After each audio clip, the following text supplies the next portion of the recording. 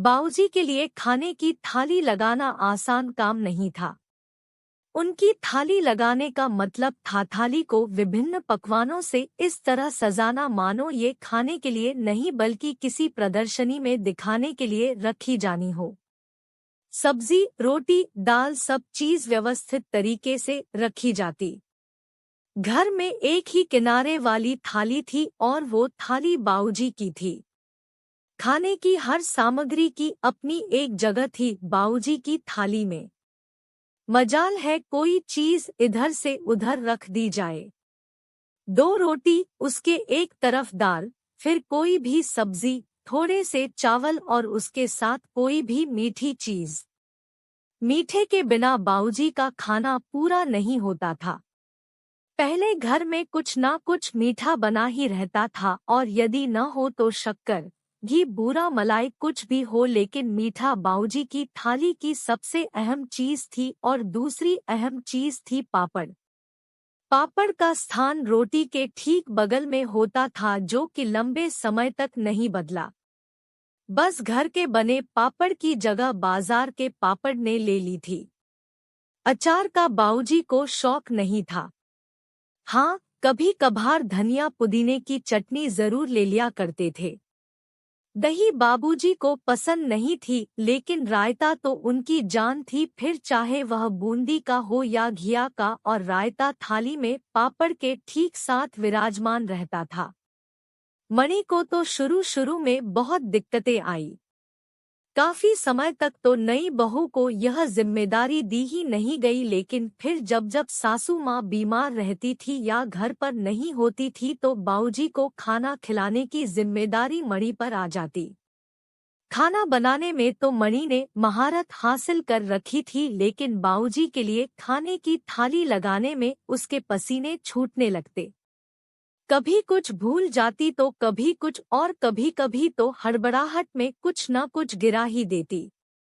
एक बार तो थाली लगाकर जैसे तैसे बाऊजी के सामने रखी।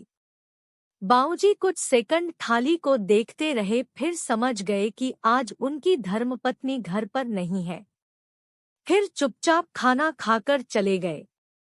माँ जी, यह कैसी आदत डाल रखी है आपने बाऊजी को।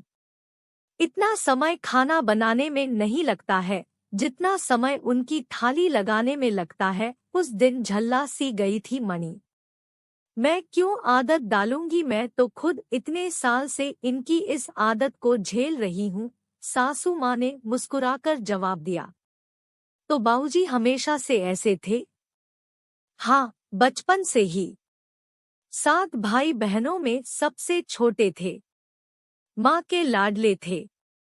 खाना सही से नहीं खाते थे तो मेरी सास थाली में अलग अलग तरह के पकवान रखकर लाती थी कि कुछ तो खा ही लेंगे, और फिर धीरे धीरे तेरे बाऊजी को ऐसी ही आदत पड़ गई।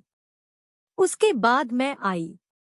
पहले पहल मुझे भी बहुत परेशानी हुई। थाली में कुछ भी उल्टा पुल्टा होता था तो तुम्हारे बाऊजी गुस्सा हो जाया करते थे। वैसे स्वभाव के बहुत नरम थे, लेकिन शायद खुद ही अपनी इस आदत से मजबूर थे। अव्यवस्थित थाली उन्हें बर्दाश्त नहीं होती थी। शुरू शुरू का डर मेरी भी आदत में ही बदल गया और बाद में तो कुछ सोचना ही नहीं पड़ता था। हाथों को हर चीज अपनी जगह पर रखने की आदत पड़ गई थी। मणि भी अपनी सासू माँ की तरह धीरे धीरे आदी हो गई। अपने पूरे जीवन काल में बाऊजी ने कभी किसी चीज की अधिक चाह नहीं की थी। संतोषी स्वभाव के थे, लेकिन भोजन के मामले में समझौता नहीं करते थे। बहुत अधिक खुराक नहीं थी। थाली में प्रत्येक चीज थोड़ी थोड़ी मात्रा में ही होती थी। मणि तो कई बार हंसकर बोल दिया करती थी कि बाऊजी को खाने में क्वांटिटी क्वांटिटी नहीं वैरायटी वैरायटी चाहिए। बचपन में बेटे के प्रति लाड दिखाती माँ से लेकर बुढ़ापे में अपनी जिम्मेदारी निभाती बहू तक के सफर ने थाली के अस्तित्व को बरकरार रखा। समय बीतता गया। अब मणि खुद सास बन चुकी थी। सासू माँ का देहांत हो गया था।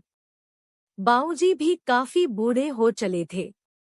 ज्यादा खा पी भी नहीं पाते थे। समय के साथ थाली की वस्तुएं व आकार दोनों ही घटते गए। अपने अंतिम दिनों में अक्सर बाऊजी भाव विह्वल होकर मणि के सिर पर हाथ रख कर बोल पड़ते कि अब मेरी आत्मा तृप्त हो चुकी है। बाऊजी का स्वर्गवास हुए 5 साल हो गए थे। आज भी श्राद्ध पक्ष की अमावस्या पर उनके लिए थाली लगाई जाती, जिसमें पहले की तरह सभी चीजें व्यवस्थित तरीके से होती है। बाऊजी की आत्मा का तो पता नहीं, लेकिन मणि का मन जरूर तृप्त हो जाया करता है।